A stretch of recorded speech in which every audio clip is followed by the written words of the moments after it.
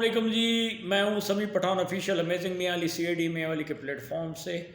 میں آج آپ کو ایک بہادر اور نڈر اور مسلم لیڈر مہاتیر محمد کا قصہ سناتا ہوں کہ وہ ایک مرتبہ دورے پہ انگلینڈ گئے تو صبح انگلینڈ کے وزیر اعظم کے ساتھ ان کی ملاقات تھی، تو شام کو نیوز پیپر میں ایک کارٹونسٹ نے ان کا مہاتیر محمد کا ایک کارٹون مزاحیہ کارٹون بنا کر شائع کر دیا۔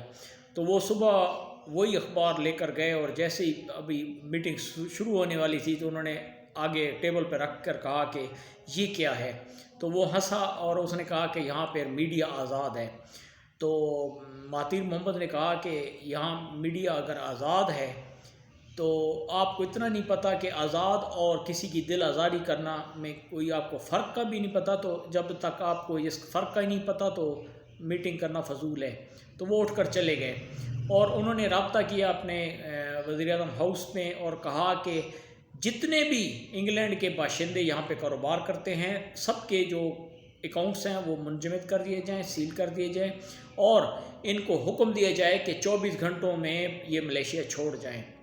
تو اندازہ کریں کہ وہ وزن والی بات کر کے آیا تھا، اور صبح کے ٹائم جب 9 بجے وہ اپنے آفس پہنچا تو ایک لیٹر معافی نامہ آیا ہوا تھا انگلینڈ کے وزیر اعظم کا کہ ہم نے اس کارٹونسٹ کو جیل میں بند کر دیا ہے، اس پر کیس چلا دیا ہے، تو اور ہم دلی طور پہ آپ سے معافی مانگتے ہیں۔ آپ اپنا یہ حکم ہے کہ انگلینڈ کے لوگ یہاں نہ رہیں، نکل جائیں، تو خدا کے لیے آپ ہمیں معافی دے دے۔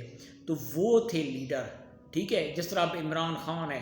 اب ہمارے جو کاکڑ صاحب ہیں الحمدللہ وہ ڈرتے ہیں اپنے باپ امریکہ سے کہ وہ ناراض نہ ہو جائے کہ ہم ان کی بربریت، اسرائیل کی بربریت کے خلاف کوئی آواز اٹھائیں، اور فلسطین پہ جو ظلم ہو رہا ہے اس کے لیے، اس کے حق میں کوئی آواز اٹھائیں تو ہمارا یہ باپ امریکہ ہم سے ناراض کیوں نہ ہو جائے۔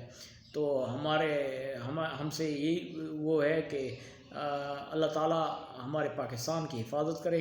اور 1969 میں جنرل ضیاء الحق اسد بریگیڈیئر تھے اور وہ گئے تھے اور انہوں نے اسرائیل کے ساتھ دینے کے لیے گئے تھے، اور امریکہ نے حکم دیا تھا۔ اور آپ کو یہ بات پتہ ہونی چاہیے کہ فلسطین پر گولیاں جو چلائی گئی تھیں وہ ہمارے پاکستان آرمی نے بھی چلائی تھیں، ٹھیک ہے۔ تو کس لیے چلائی تھی؟ وہ ان کے باپ امریکہ نے ان کو کہا تھا کہ اس طرح اسرائیل کا ساتھ دو۔ تو اب ہماری فوج سے تو کوئی نہیں ہے، لیکن مجاہدین سے ہماری بڑی امیدیں ہیں انشاءاللہ تعالیٰ۔ جس طرح کشمیر میں وہ کام کر رہے ہیں، جس طرح افغانستان میں کیا ہے کام، اس طرح انشاءاللہ فلسطین میں بھی جا رہے ہیں۔ اور بہت شکر گزار ہیں ہم جماعت اسلامی کے، ان کی الخدمت فاؤنڈیشن کے۔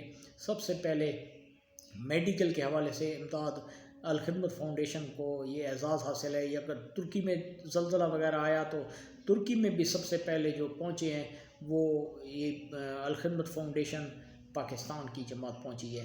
تو ہمیں اب ان کا ساتھ دینا چاہیے، اور کم از کم فلسطین کے لیے دعا تو کریں، کوئی ان کے لیے ریلیاں تو نکالیں۔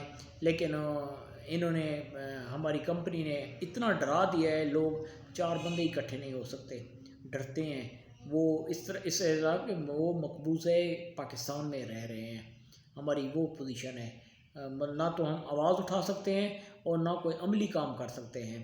تو خدا را دعا کرو کہ کوئی ہمیں اچھا اور اسلام پسند لیڈر اللہ تعالیٰ ہمیں دے۔ اللہ تعالیٰ عمران خان کی رہائی کرائے اور عمران خان انشاءاللہ دوبارہ آئے اور یہ قانون بنائے کہ جو آرمی ہے ان کا کام اسلام آباد میں نہیں، ان کا کام بارڈر پہ ہے۔ اسلام آباد میں بیٹھنا یا سیاست کرنا یہ چھوڑ دیں، یہ ان کے حق کے لیے بہتر ہوگا۔ اور انشاءاللہ وہ دور آئے گا، کیونکہ ہم 76-77 سالوں سے یہ ہمیں غلط انفارمیشن دیتے رہے کہ ہم یہ کریں وہ کریں۔ دفاعی بجٹ اتنا ہے، وہ آرمی، ان کی آرمی دیکھیں 40 لاکھ 45 لاکھ ان کی آرمی ہے، ہماری 5-6 لاکھ ہے یا 7 لاکھ ہے۔ تو ہماری آرمی کا جو بجٹ ہے ان سے 3 گنا زیادہ ہے انڈین آرمی سے۔ تو آپ خود اندازہ کر سکتے ہیں کہ ہمیں کون کھا رہا ہے۔ یہ جو ہے نا سیاستدان، انہوں نے بھی کھایا ہے، خوب کھایا ہے، لیکن اسٹیبلشمنٹ سے بہت کم کھایا ہے۔ تو ابھی بھی وقت ہے کہ اللہ تعالیٰ ہمیں کوئی عقل دے اور ہم ایک سوچ سکیں، اپنے آنے والی نسلوں کے بارے میں سوچ سکیں، اور ہمیں اللہ تعالیٰ ایسا لیڈر دے جو ہماری نسلوں کو سنوار سکے۔ پاکستان زندہ باد، پاکستان کی عوام زندہ باد۔